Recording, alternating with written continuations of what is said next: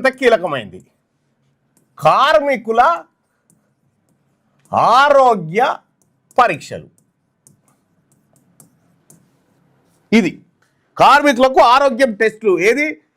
కార్మికుల దగ్గరికి పోయి కార్మికుల బ్లడ్ శాంపిల్స్ అవి అన్ని తీసుకొని అలా ఆరోగ్యం హెల్త్ ప్రొఫైల్ తయారు చేయాలనేది ఇదొకటి.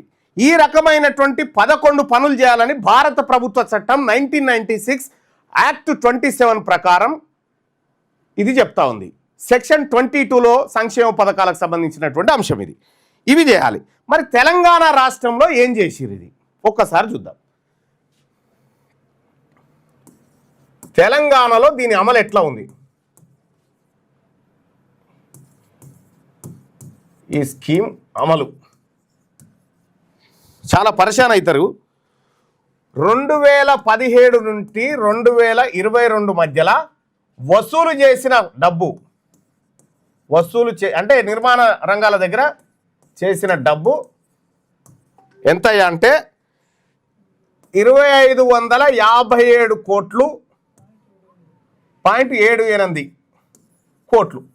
ఇన్ని డబ్బులు వసూలు చేసిరు. ఇన్ని డబ్బులు వసూలు చేసినటువంటి డబ్బులను సంక్షేమ బోర్డు ఖాతాలో వేయాలి కదా, ఖాతాలో వేయలే. వాళ్ళ ఖాతాలో వేయలే. ఇక సంక్షేమ బోర్డు ఇందులో మొత్తం ఖర్చు పెట్టాలి.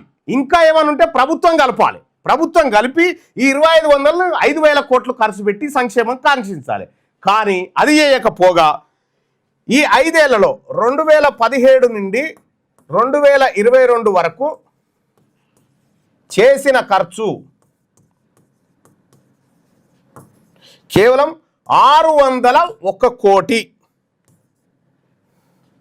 602 కోట్లు వేసుకో. ఇక 602 కోట్లు 602 కోట్లు ఖర్చు చేసింది. అంటే ఎన్ని పైసలు మిగిలిన ఇంకిన్లా? 1955 కోట్లు. 1955 కోట్ల రూపాయలు కార్మికుల సొమ్ము, కార్మికుల చెమట, కార్మికుల రక్తాన్ని ప్రభుత్వం దొంగతనంగా ఎత్తుకపోయింది. అటు సంక్షేమ బోర్డులో జమ చేయకుండా. ఈ డబ్బు ఎక్కడుంది ఇప్పుడు?